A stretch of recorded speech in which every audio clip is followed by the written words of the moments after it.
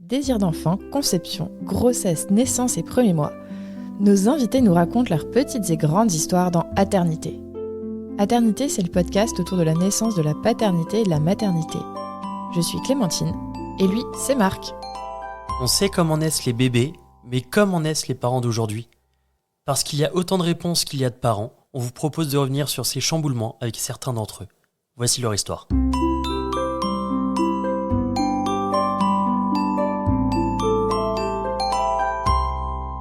Précédemment dans Aternité, nous avons vu les étapes de notre rencontre et les différentes épreuves qu'on a traversées au début de notre rencontre jusqu'à la première grossesse. Vas-y, refais-le. Non, c'était bien. Non, mais ça donnait pas trop envie en vrai. Écoute, je sais pas faire, moi. Si ça vous donne pas envie, écoutez le premier épisode. Et voilà, très bien. Et donc, quand est-ce que vous avez su que c'était bon pour... que ça avait marché ? Parce que vous avez eu du coup 11 mois d'essai. Ouais, c'est ça.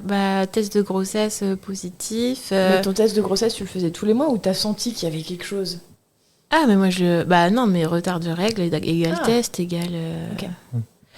Égal test, ouais. En plus, en plus c'était fourbe parce que les symptômes du syndrome prémenstruel, ils miment complètement tous les mois, on y ceux croyait. d'une grossesse. Donc, à la fois, moi, je me palpais les seins en permanence pour savoir s'ils étaient tendus ou quoi. Et donc bon, ça n'aidait pas du tout. T'inquiète, on n'a pas besoin d'être médecin pour faire ça. Oh, ouais, mais grave. Je pense que même moi, j'étais plus médecin du tout en fait à cette époque-là. Hein, sincèrement, il y avait plus une once de médecin en moi. Et donc voilà, test positif. Par contre, après, clairement, le flip, quoi. Le gros flip que ça se termine précocement comme la première fois, quoi. Ouais, vous avez aussi peur de la perdre. Mais ça, pareil, je ne l'ai pas capté de la même manière. C'est-à-dire que je savais qu'il y avait le risque, mais je n'ai pas capté à quel point elle était terrorisée les 3 premiers mois. Je l'ai compris en lisant le livre, pareil, la semaine dernière, où elle décrit qu'elle a peur d'aller aux toilettes parce que vous êtes voir si elle a eu des pertes de sang ou pas, ou si un jour elle a plus mal au sein, elle va avoir peur de se dire mince, ça s'arrête. Tout ça, moi je savais qu'il y avait un risque, je connais les chiffres, mais oui, je l'avais déjà vécu. Mais c'est pas dans mon corps et du coup c'était pas du tout les mêmes. Tu l'avais pas intériorisé de la même manière. Non, pas du tout. Ouais, après c'est différent. Hein. Okay. Mais ça a tenu. Ouais, et du coup cette période un peu où t'as flippé, c'était 3 mois. Et c'était par rapport au stats ou rien à voir ? Ouais, oui, forcément un petit peu. On connaît un peu les statistiques. Après bon, honnêtement moi j'ai eu la chance de la sentir très très tôt. Même avant l'écho du tien. Donc à partir du moment où je la sentais, même si au début je trouvais ça vraiment dégoûtant, j'avais l'impression d'avoir un alien dans mon ventre, ça m'a quand même rassurée en fait. Je la sentais, il suffisait que je mange une compote pour qu'elle s'excite et donc... Au début, ça fait pas grand chose, ça fait un petit gaz. C'est un peu étrange quand même. Hein. Moi, j'avoue que j'avais l'impression d'avoir un petit poisson qui frétillait dans mon ventre, quoi. Oui, la sensation, c'est quand t'as bu trop de café, c'est que ton bord de l'œil il cligne. Ah ouais, moi je bois pas de café. Problème solved. Et je me souviens, les premières fois on était en vacances et c'était sur le trajet en voiture, et je la voyais à côté de moi, d'un coup elle faisait une tête mais de dégoût, elle faisait « Ah, c'est quoi ?» Je disais « Mais qu'est-ce qui t'arrive ?» Et en fait c'est vraiment ça, c'est trop bizarre. Ouais, j'avoue, au début j'étais super dégoûtée, donc... Okay. Et donc vous avez fait la T1, est-ce que la T1 c'est ça qui vous a... Ouais, oui, après voilà, oui. La T1, ça nous a quand même rassurés. Et puis, en fait, c'était dur parce que les médecins ils nous disaient oui, quand ce serait vraiment 3 mois, ce sera sûr. Mais bon, ça nous rassurait pas trop qu'on nous dise ça, quoi. 3 mois T1. Ça va mieux. À l'écho du T1, nous, on était rassurés. Et il y a l'échographiste qui nous a dit, pour nous encourager, allez, c'est bon, dans 10 jours, on sera soulagés. Non, mais oui, après c'était un peu maladroit, mais en vrai il était génial, cet échographiste. On l'a gardé même pour notre deuxième enfant. Il était trop sympa, mais c'est juste que sur le coup, c'est vrai que nous, c'est c'est bon. Non, c'était bon. On m'avait dit la T1. Non, mais en vrai, on était quand même vraiment bien rassurés. Il avait dit qu'il n'y avait aucun signe inquiétant, que c'était vraiment pas à risque. Ouais. Et par contre, à ce moment-là, il nous avait pas dit lui, il nous a pas annoncé le sexe, mais nous, en fait, on l'a vu. Ah merde. Tu l'as vu. Enfin, mais moi, j'étais contente de le voir. Je voulais savoir. Mais il paraît qu'on voit pas vraiment, on peut pas être vraiment sûr, non, à la télé. Si c'est un quand même un garçon, petit t'es peu. Ouais. sûr. Si c'est un garçon, c'est sûr. Et si c'est une fille, ça dépend de à quel. Ça dépend, en vrai, il y a des garçons, ça se voit pas bien parce que l'écogénécité, etc. Mais Oui, mais si tu La vois plupart du si tu vois les garçons quand tu le vois, t'es sûr. oui, Des fois, tu peux passer à côté, mais quand tu l'as vu, tu l'as vu. Et les filles, ça dépend de. Ouais. Il était Moi, sûr à j'étais- 90%, mais Oui. juste il n'ose pas l'annoncer Oui. du coup. bah non, je pense Attends. je sais pas. Moi, j'étais sûre. De toute façon, j'ai toujours su que mon premier bébé, ce serait une fille. Je sais pas pourquoi, mais c'est comme ça. T'avais envie d'une fille. Bah, je sais pas. Je sais pas, j'avais le sentiment. Ce qui est bizarre, c'est que quand j'étais enceinte pour ma première grossesse qui s'est arrêtée, je disais à Lucas, mais j'ai l'impression que c'est un garçon, je sais pas pourquoi, mais c'est pas possible parce que, en fait, je pense que mon premier bébé sera une fille. Bon, ça paraît complètement perché, là, comme ça, dit comme ça, mais bref, c'était vraiment ma sensation. Voilà. Je me suis perdue sur la T1, Ouais, le sexe. Et du coup, on apprend le sexe et du coup, c'est d'autres peurs qui surviennent à ce moment-là parce que avoir une petite fille, c'est quand même engageant. Dans quel sens? Bah, c'est pas simple d'être une femme aujourd'hui dans notre société. Donc, avoir une fille, ça implique énormément de choses. Ça implique beaucoup de remise en question. Ça implique des angoisses en fait, parce qu'on n'a pas forcément envie qu'elle vive ce qu'on a pu vivre nous pendant notre enfance, pendant notre vie, pendant nos études.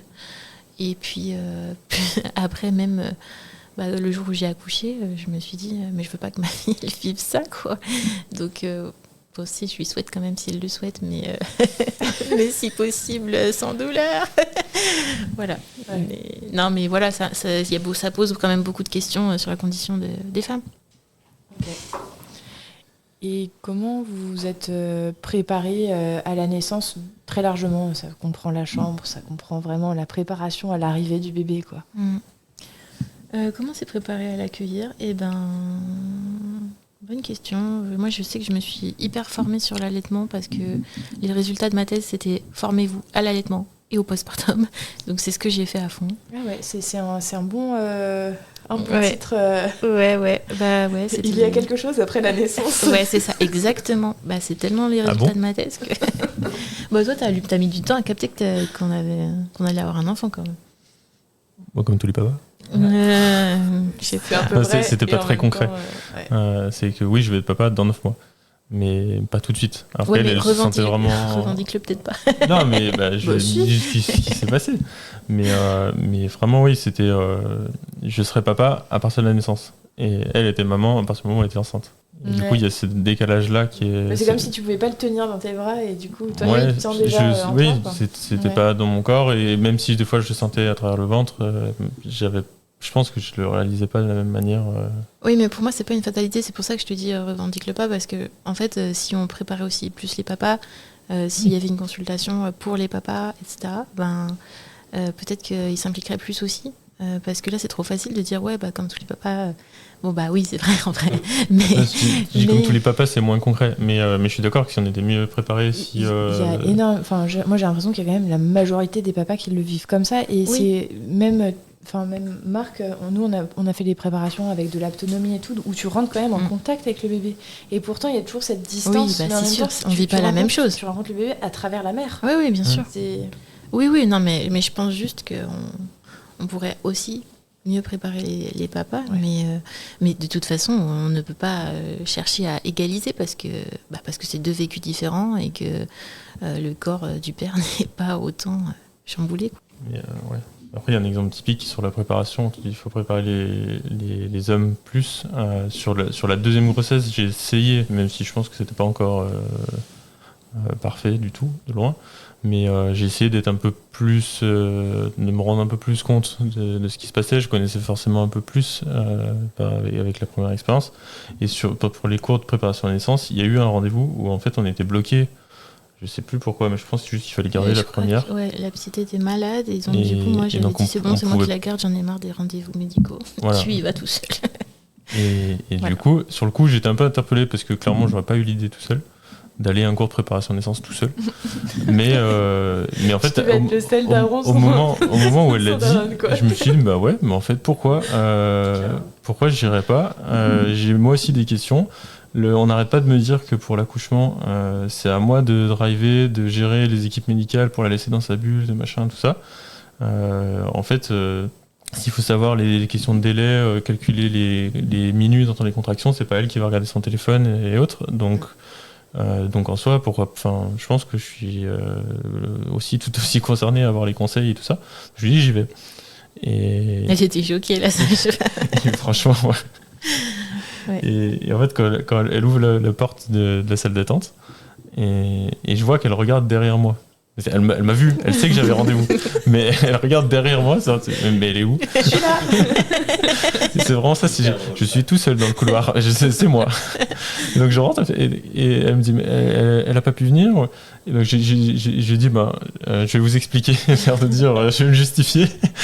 Et elle a accepté, mais j'ai senti un peu. Ouais, elle avait pas envie. Ouais. Elle avait pas envie. Non, ouais, je sais pas pense si c'est que- sceptique, mais un peu désemparé. Ouais. En fait, j'ai compris, je me suis mis un peu à sa place parce que en tant que soignant aussi, des fois, je pense que j'ai à peu près compris. Je pense qu'elle s'est vraiment assise derrière le bureau, elle s'est dit mais qu'est-ce que je vais faire? Ouais. Je pense que c'était vraiment ça. C'était pas habituel, ça sortait des protocoles et du coup, et au final, c'était super. Et Ça permet une petite remise en question même pour elle, quoi. ouais, je pense. Une remise en question. Ça ouvre une porte, je pense. Voilà, c'est Ouais. ça. Ouais. Et en vrai, je crois que ça a duré 45 minutes, 1 heure. Et c'était vraiment, positif, au c'était final. vraiment bien. Et j'ai pu poser des questions que peut-être que j'aurais peut-être pas posées si on était deux, et d'avoir le cas de s'il se passe ça, qu'est-ce qu'on fait? S'il se passe ça, qu'est-ce qu'on fait? Ces questions-là, clairement, ça aurait peut-être stressé Marianne si je les avais posées et qu'elle était à côté. Mais au moins, j'avais mon protocole dans mes notes sur mon téléphone.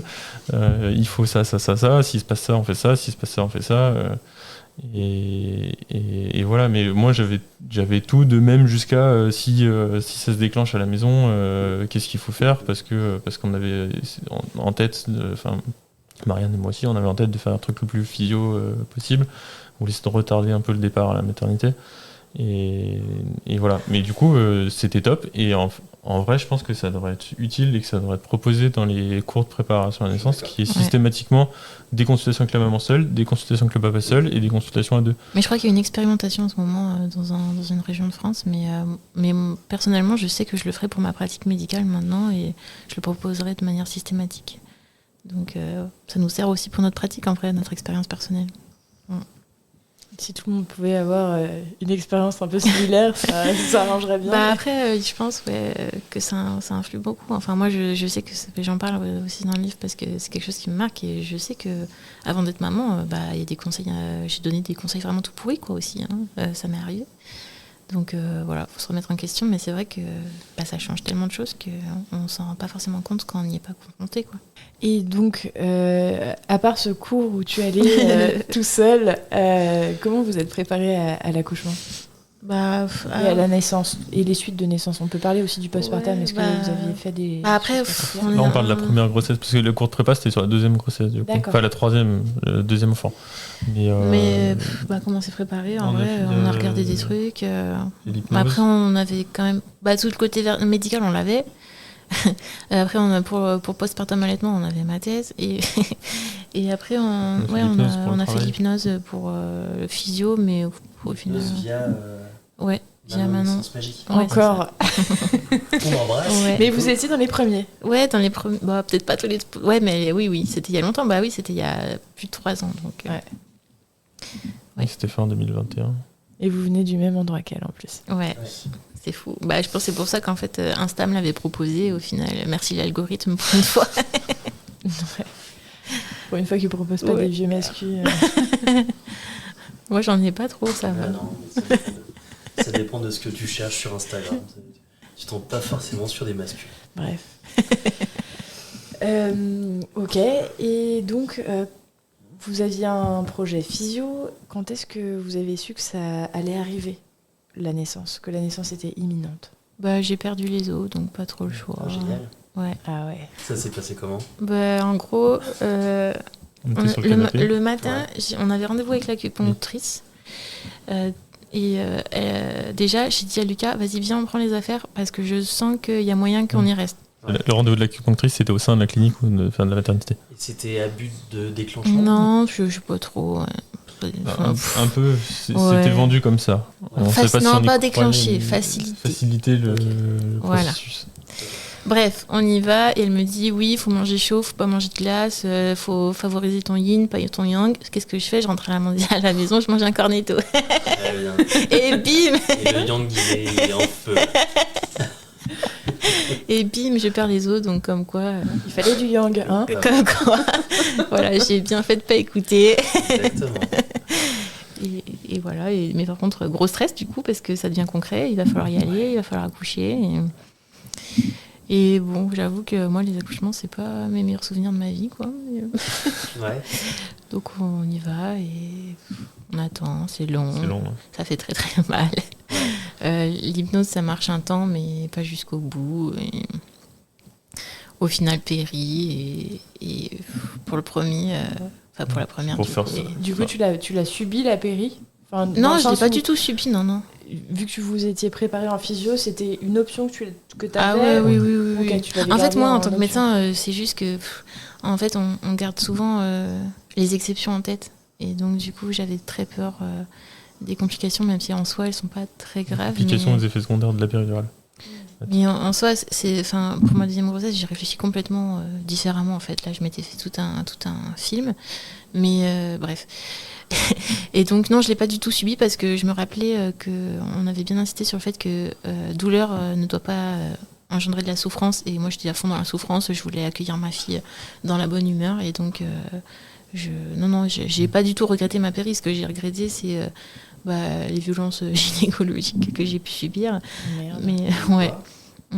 Comment? Pardon, je suis loin du micro, mais t'as subi quoi? En fait, un manque de respect total, manque de considération, et même une humiliation parce qu'il me disait que je poussais mal, alors qu'en fait ma fille était mal positionnée. Et donc ils l'ont sortie au forceps avec épisio et tout ça. Mais en fait, ça, à la limite, forceps, moi, ça me choque. Enfin, ça me choque pas si c'est nécessaire. Moi, ce qui me choque, c'est qu'on reproche à une dame qui est en train d'accoucher de souffrir, que c'est de sa faute qu'elle n'arrive pas à sortir sa fille. Ça, pour moi, c'est intolérable. En fait, le travail était très très long et au moment de la péri, après, il y a eu quelques heures de répit grâce à la péridurale. Et après, quand ils ont lancé le travail, parce que enfin, on était à dilatation complète, la poussée a duré au moins 1 heure. Et là, ils ont dit c'est trop long. Et ils n'arrêtaient pas de dire. En fait, Marianne avait appris des positions ou des moyens de pousser avec la respiration, avec la sage-femme. C'était plutôt physio et ce qui est recommandé actuellement. Et en fait, eux, ils n'arrêtaient pas de dire non, vous poussez fort sur les abdos, vous bloquez complètement la respiration. Enfin, bref. Après, en soi, c'était sûrement ce qu'il fallait faire à ce moment-là, mais il n'y avait pas de façon de. Ouais, voilà, c'est ça. Il n'y avait aucune explication et c'est non, il faut faire comme ça, vous faites pas correctement. Et c'était vraiment c'était même pas dans les encouragements, c'est allez, non, pas comme ça, non, pas comme ça, encore. Oui. Vous poussez mal, ils l'ont dit. Et puis même à la fin, quand. Ça, c'était un obstétricien du coup. Ouais. À la fin, je voulais savoir mon périnée comment il allait, quoi. Enfin, mince, c'est mon cœur, quoi. Et il a pas voulu répondre, quoi. Il disait, c'est bon. Non, en fait, c'est pas bon, c'est mon corps. Pourquoi vous posez cette question? Ouais. Ah ouais? Ouais, de ouf. Il avait fait une épisiotomie, on aurait juste dû dire oui, on a dû faire ça, ça va aller. C'est pas normal de répondre en fait. Non, mais déjà on prévient. Il y avait des trucs à cacher. On prévient déjà de base. Enfin, en fait, il n'y a aucune base qui a été respectée. Et... T'es tombé sur un con. Ouais, grave.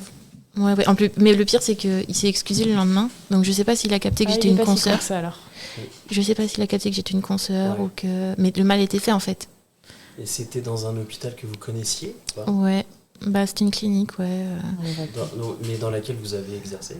Non. Non. Mais on avait des bons échos. Ouais, plus ou moins bons échos. Après, de toute façon, c'est comme ça. Mais voilà. C'est pour ça que c'est pas le plus beau jour de ma vie, moi. Ouais, et du coup, il s'est excusé à la fin? Ouais, il s'est excusé le lendemain. Ouais. Donc il a reconnu. Il a reconnu que j'avais pas, que c'était pas de ma faute, mais bon, en même temps. Ça veut dire quoi? En fait, il a reconnu qu'ils n'avaient pas vu que notre fille était pas positionné comme il le pensait dans le bassin, et que du coup c'était pour ça qu'elle progressait pas correctement et pas à cause de la mauvaise poussée. Mais quand bien même, ça n'existe pas de mal poussé, n'importe quoi. Normalement, le corps, il peut même pousser tout seul, non ? Ouais, alors ça, c'est des théories qu'on voit beaucoup, mais c'est peut-être un peu plus compliqué que ça. Ça doit exister, mais bon. Ok, bon. Ouais. Bref, c'est pas le sujet du jour. Et donc, la rencontre avec cette première fille qu'on appelle comment ? Bah, petite fille. On va l'appeler petite fille, ok. Comment s'est passée la rencontre ? Bah, la rencontre, c'est cool. Hein. On a vu qu'elle avait une oreille un peu bizarre, comme moi. Et... Dans sa famille, en fait, ils ont quasiment tous une oreille d'elfe un peu. Ouais, une petite pointe de cartilage sur l'aile de l'oreille. C'est hyper stylé. Et grave. ça fait cette petite particularité. Sur une oreille seulement. Ouais. Ok. Et tous ses cousins, son père, il y a beaucoup de gens qui l'ont. Et en fait, quand elle est sortie, c'est le premier truc qu'on a eu. On a eu l'oreille, on fait c'est bon.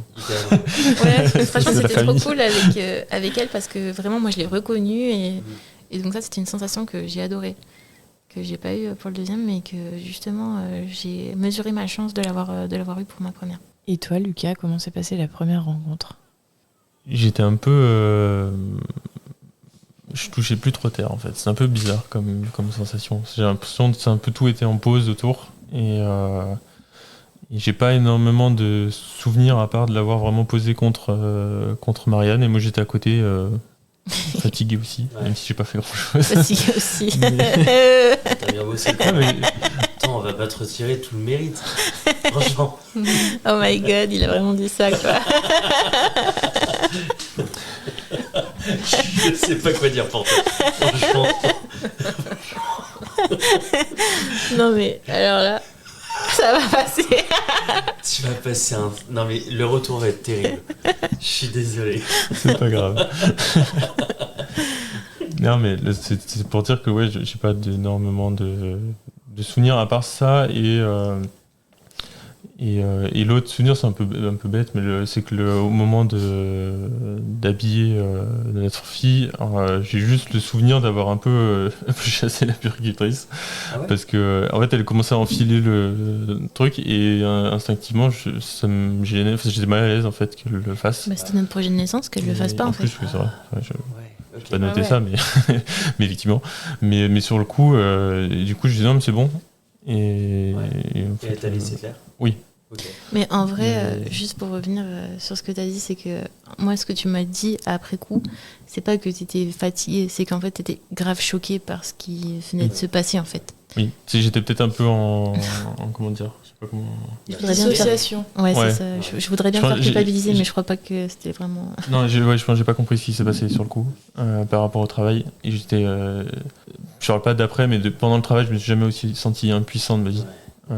Où en fait, je savais plus quoi lui dire. Parce que je voyais bien qu'elle était en détresse psychologique. On n'arrêtait pas de lui crier dessus en disant qu'elle faisait n'importe Physique quoi. aussi, un petit peu. Physique, oui, physique.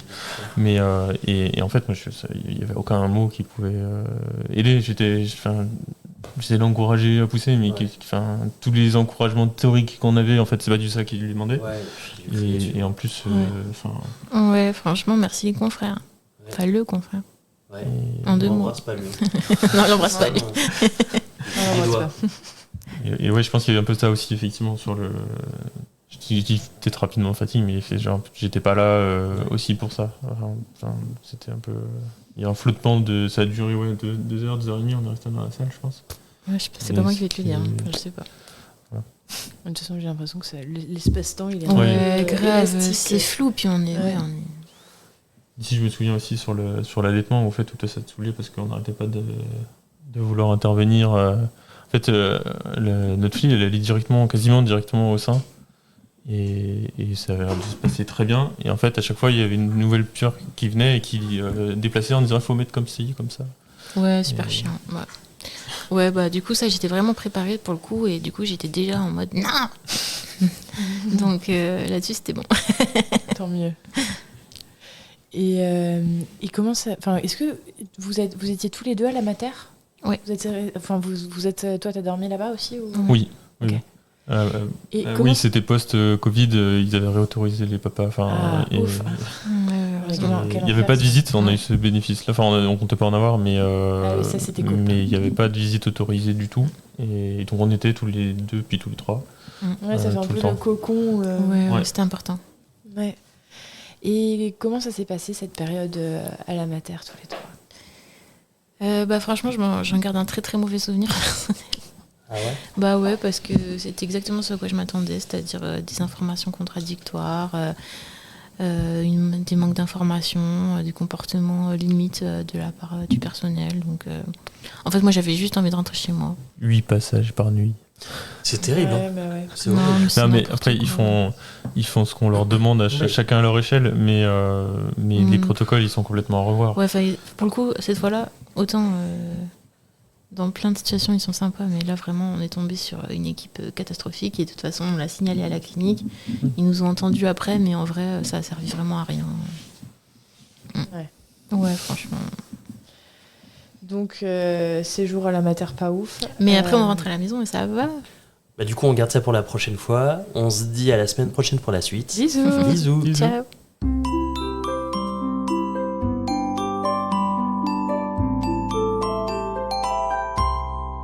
Merci de nous avoir écoutés. On espère que cet épisode vous a plu. C'est grâce à vos retours et à votre soutien qu'on continue à produire des épisodes. Pour nous aider, abonnez-vous, mettez un maximum